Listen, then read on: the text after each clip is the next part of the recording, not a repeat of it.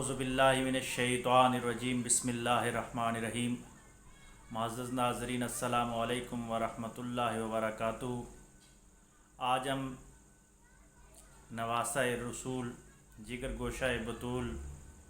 راکب دوش مصطفیٰ، امام عالی مقام امام حسن رضی اللہ تعالی عنہ کی یوم شہادت کے حوالے سے ان کی زندگی کا ایک مختصر سا پہلو بیان کرنے کی کوشش کریں گے، اور یہ ان کی سیرت بیان کرنے کا مقصد صرف اور صرف اتنا ہے کہ قیامت کے دن اللہ تبارک و تعالی ان کے غلاموں میں اور ان کے چاہنے والوں میں ہمارا نام بھی شامل فرمائے، اور امت اس وقت جس کرب میں مبتلا ہے، جس انتشار کا شکار ہے، جس فرقہ واریت کا شکار ہے، جس مادیت کا شکار ہے، اس میں اگر امام عالی مقام امام حسن رضی اللہ تعالیٰ عنہ کی شخصیت کو بیان کیا جائے، ان کی سیرت سے استفادہ کیا جائے، تو یقیناً امت بڑے مسائل سے نکل سکتی ہے اور دوبارہ اتفاق اور اتحاد کی طرف گامزن ہو سکتی ہے۔ حقیقی معنوں میں اگر کوئی مصلح امت گزرا ہے، جس نے امت میں مصلحت پیدا کرنے کی کوشش کی ہے، جس نے امت کو اتفاق اور اتحاد کے راستے پہ گامزن کیا ہے، تو امام عالی مقام امام حسن رضی اللہ تعالی عنہ کی ذات والا شان ہے، ذات بابرکات ہے۔ آپ کی ولادت باسعادت 15 رمضان المبارک 3 ہجری بروز جمعۃ المبارک مدینہ شریف میں ہوئی، اور میرے کریم آقا صلی اللہ علیہ وآلہ وسلم نے آپ کی ولادت پہ بہت زیادہ خوشی کا اظہار فرمایا، بلکہ مفسرین فرماتے ہیں کہ انا اعطیناک الکوثر کی جو پہلی خوشخبری ہے، کثرت کی جو پہلی خوشخبری ہے کہ حضور علیہ الصلوۃ والسلام کو جو خیر کثیر عطا ہوئی، تو اس کی پہلی جو کثرت ہے وہ امام عالی مقام امام حسن رضی اللہ تعالیٰ عنہ کی ذات ہے، کہ اس آیت کے نازل ہونے کے کچھ ہی عرصہ کے بعد آپ دنیا میں تشریف فرما ہوئے۔ گویا جو کفار یہ تانا دے رہے تھے، جو مشرکین مکہ یہ تانا دے رہے تھے،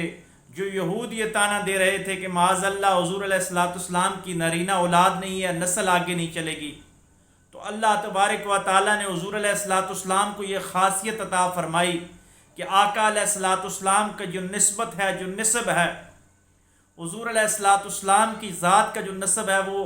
امام عالی مقام امام حسن رضی اللہ تعالیٰ عنہ اور امام عالی مقام امام حسین رضی اللہ تعالیٰ عنہ کے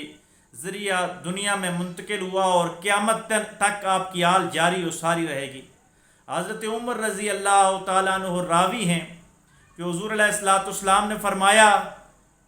کہ میرا نسب فاطمہ کی اولاد سے چلے گا، یعنی امام حسن اور حسین سے چلے گا، اور حضرت حسن وہ پہلی پیدائش تھی جو سورۃ الکوثر کے نازل ہونے کے بعد نازل ہوئی، اور مسلمانوں نے بڑی خوشی منائی حضرت امام عالی مقام امام حسن کی ولادت پہ۔ حضور نبی کریم صلی اللہ علیہ وآلہ وسلم نے 7ویں دن ان کا عقیقہ فرمایا، اور ان کے سر کے بال منڈوا کر اتنے وزن کے برابر چاندی صدقہ و خیرات کی، اور جب نام رکھنے کی باری آئی تو روایات میں آتا ہے کہ حضور علیہ الصلوۃ والسلام نے حضرت علی سے پوچھا کہ آپ نے ان کا کیا نام رکھا ہے، تو حضرت علی نے جواب دیا کہ یا رسول اللہ صلی اللہ علیہ وآلہ وسلم، نام رکھنے میں آپ سے پہل کیسے کر سکتا ہوں، آپ ہی نام ارشاد فرمائیں گے۔ تو آقا علیہ الصلوۃ والسلام نے مسکرا کے فرمایا کہ میں اللہ سے پہل کس طرح کر سکتا ہوں، اس شہزادے کا نام آسمان سے آئے گا۔ اتنے میں جبریل علیہ السلام وحی لے کے آتے ہیں اور فرماتے ہیں کہ ان کا نام حسن رکھیے، اور یہ وہ 2 خوش قسمت شہزادے ہیں، امام عالی مقام امام حسن اور امام عالی مقام امام حسین رضی اللہ تعالی عنہ رضوان اللہ علیہم اجمعین، کہ جن کے نام ان کے آنے سے پہلے دنیا میں کسی نے بھی نہیں رکھے تھے۔ یہ اللہ تبارک و تعالیٰ کی طرف سے خاص تحفہ تھا جو ان دونوں کو عطا ہوا، کہ ان کے نام پہلی دفعہ دنیا میں حسن اور حسین رکھے گئے۔ گویا یہ اللہ کی طرف سے خاص نام بھی عطا ہوئے۔ جس طرح یہ شخصیات بے مثال تھی جس طرح اللہ تبارک و تعالیٰ نے ان کو جنت کے نوجوانوں کا سردار بنا دیا، دنیا اور آخرت میں سرداری اس گھرانے کو عطا فرما دی، تو نام بھی اللہ تبارک و تعالیٰ نے بے مثل و مثال ان کو عطا فرمائے۔ امام حسن رضی اللہ تعالی عنہ کے ساتھ حضور نبی کریم صلی اللہ علیہ وآلہ وسلم اس حد تک محبت فرماتے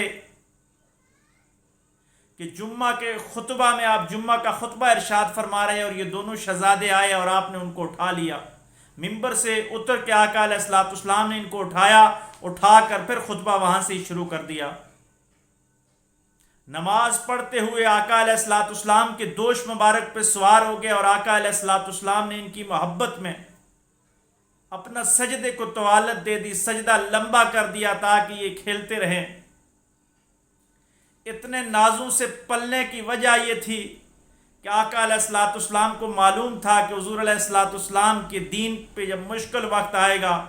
امت جب انتشار و افتراق کا شکار ہو جائے گی، تو یہ میرا شہزادہ مصلح امت دوبارہ سے امت کو جوڑ دے گا۔ یہ قرآن مجید کی اس آیت کا مصداق ثابت ہوگا کہ وَاعْتَصِمُوا بِحَبْلِ اللَّهِ جَمِيعًا وَلَا تَفَرَّقُوا۔ جو لوگ تفرقہ ڈال رہے تھے، انہوں نے اپنی نیگوسیشن سے اور اپنے بڑے پن سے اتنا بڑا مظاہرہ کیا کہ خلافت ان کے ہاتھوں میں بادشاہت ان کو دی اور ان کو یہ کہا کہ یہ سودا کم نہیں ہے کہ امت اتحاد و اتفاق پہ آ جائے، میں اپنی خلافت قربان کر دیتا ہوں، آپ ایک پلیٹ فارم پہ آ جائیں، مسلمان متحد ہو جائیں، مسلمان اتفاق و اتحاد میں آ جائیں۔ اسی شان کی وجہ سے حضور علیہ الصلوۃ والسلام زیادہ محبت فرماتے تھے ان دونوں شہزادوں کے ساتھ، کہ آقا علیہ الصلوۃ والسلام کی نگاہ نبوت یہ دیکھ رہی تھی کہ ان دونوں شہزادوں کو یہ معلوم ہے کہ کس جگہ مصلحت کرنی ہے، کس جگہ اتحاد و اتفاق کی بات کرنی ہے، اور دوسرے شہزادے کی باری جب آئے گی تو جابر حکمران کے سامنے کلمہ حق کہنا، ظلم کے خلاف اٹھ کھڑے ہونا اور حق کا ساتھ دینا، یہ دونوں کام ان دونوں شہزادوں کو آتے تھے کہ کہاں پہ اتحاد کی بات کرنی ہے، کس حد تک لچک دکھانی ہے امت کے مفادات میں، اور جب ظلم حد سے بڑھ جائے، خلافت ملوکیت میں تبدیل ہونے کا خدشہ آ جائے، تو پھر یوم وصال کے جس وقت وصال ہوا، حضرت علی کی شہادت ہوئی، تو آپ کی شہادت کے بعد مسلمانوں نے آپ کو اپنا امیر المومنین بنایا اور تمام مسلمانوں نے آپ کے ہاتھ پہ بیعت کی،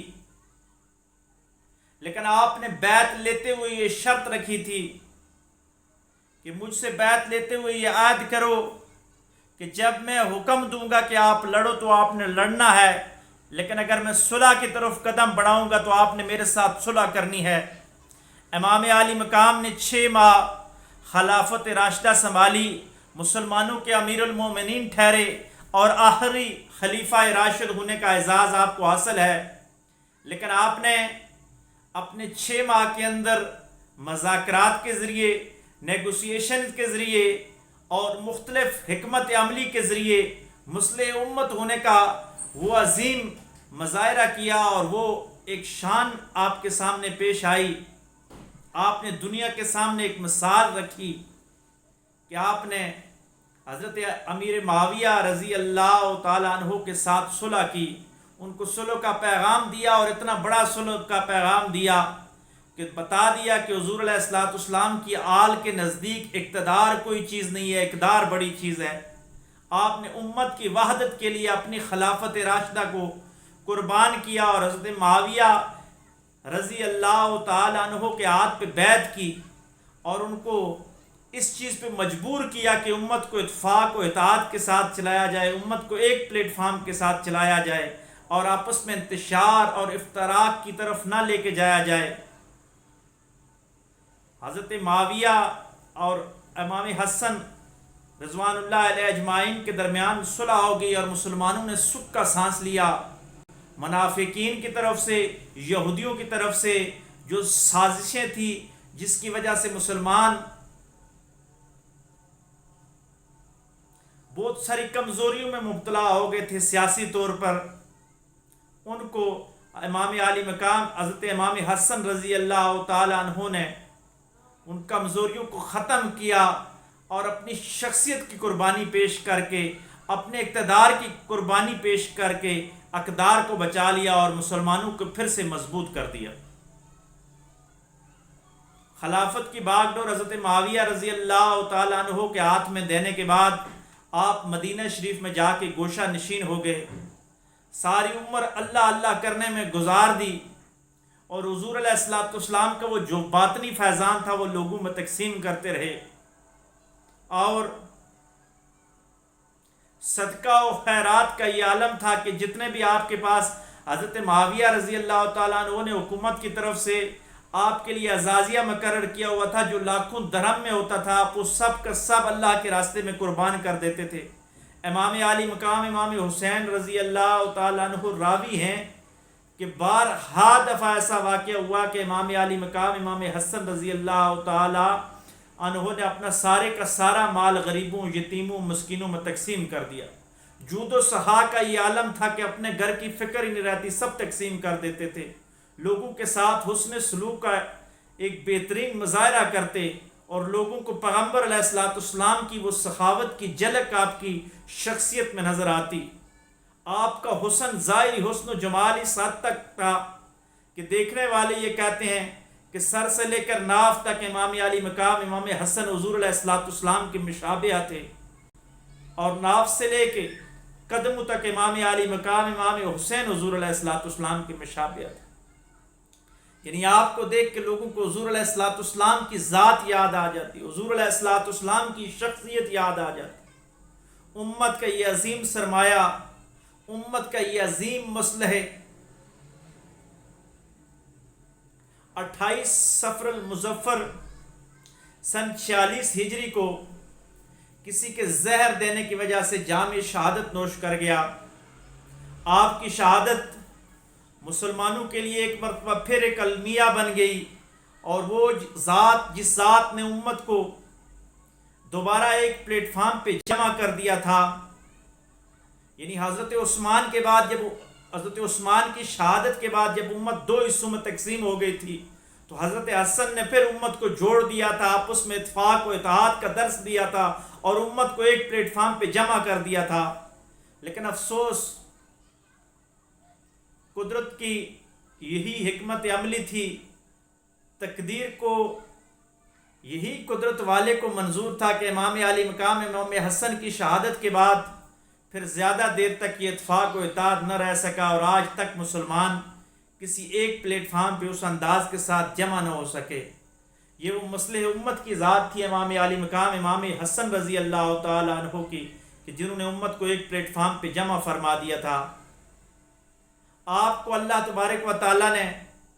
ظاہری خلافت قربان کرنے کی وجہ سے، ظاہری حکومت قربان کرنے کی وجہ سے، اللہ تبارک و تعالیٰ نے باطنی طور پہ آپ کو اتنا بڑا رتبہ عطا فرمایا کہ آپ کی نسل سے سب سے زیادہ امت میں صوفیاء آئے، اور صوفیاء کے جو امام گزرے ہیں، حضرت سیدنا شیخ عبد القادر جیلانی رحمۃ اللہ علیہ، جن کو تصوف کے تقریباً سبھی سلاسل اپنا امام سمجھتے ہیں، اور جنہوں نے فتنہ تاتاریت کے خلاف ایک منظم انداز کے ساتھ علمی جہاد کیا اور اسلامی سلطنت کو دوبارہ بچا لیا اور حضور علیہ السلام کی اس فکر کو آگے پھیلایا، تو شیخ عبد القادر جیلانی جو ہے حضرت امام حسن رضی اللہ تعالیٰ عنہ کی نسل میں سے ہیں، آپ علیہ السلام کی طرف سے ہیں، یعنی والد کی طرف سے آپ حسنی ہیں اور والدہ کی طرف سے حسینی ہیں۔ تو گویا اللہ تبارک و تعالیٰ نے قیامت تک جو باطنی خلافت کا فیضان ہے، جو باطنی ولایت کا فیضان ہے، جو باطنی حکومت کا فیضان ہے، وہ امام حسن کی اولاد میں رکھ دیا ہے۔ اللہ تبارک و تعالیٰ ہمیں امام علی مقام امام حسن رضی اللہ تعالیٰ عنہ کے نقش قدم پہ چلنے کی توفیق عطا فرمائے۔ میں سمجھتا ہوں کہ آج امت کو جتنی زیادہ اسوہ حسنیہ اپنانے کی ضرورت ہے، آج امام علی مقام امام حسن کی طرح ہمیں اپنا اقتدار قربان کرنا ہوگا، ہمیں اپنی ذات کو پیچھے لانا ہوگا، امت کے وسیع تر مفاد میں مسلمانوں کو آگے آنا ہوگا۔ ملنا ہوگا۔ اگر آپ اپنی ذات کو پیچھے چھوڑ دیں، اسلام کو آگے لے آئیں، اپنی سیٹ کی قربانی دے دیں، اپنی انانیت کو قربان کر دیں، تو یقیناً اسلام کو ترقی ہوگی۔ میں مسلمانوں کے تمام دڑوں سے گزارش کروں گا، بالخصوص اہل سنت کے اندر جتنے بھی تفرقے آ گئے ہیں، جتنے بھی فرقے پیدا ہو گئے ہیں، تاریخی روایات کو لے کے جو آپس میں لڑ مرنے تک تیار ہو گئے، میں ان سے ہاتھ جوڑ کے یہ گزارش کروں گا کہ آپ اہل بیت کے اس چشم و چراغ کی زندگی کا مطالعہ کریں اور امام عالی مقام امام حسن رضی اللہ تعالیٰ عنہ کی زندگی سے فائدہ اٹھائیں اور اپنی انا کو قربان کر دیں، اپنے ذات کے بت کو پاش پاش کر دیں اور امت کو پھر اتفاق و اتحاد کا پلیٹ فارم دیں۔ اللہ تبارک و تعالیٰ قیامت کے دن ہمیں بھی امام عالی مقام امام حسن اور امام عالی مقام امام حسین رضوان اللہ علیہ مجمعین کے ساتھ جنت میں اعلیٰ مقام عطا فرمائے۔ وآخر دعوانا ان الحمد للہ رب العالمین۔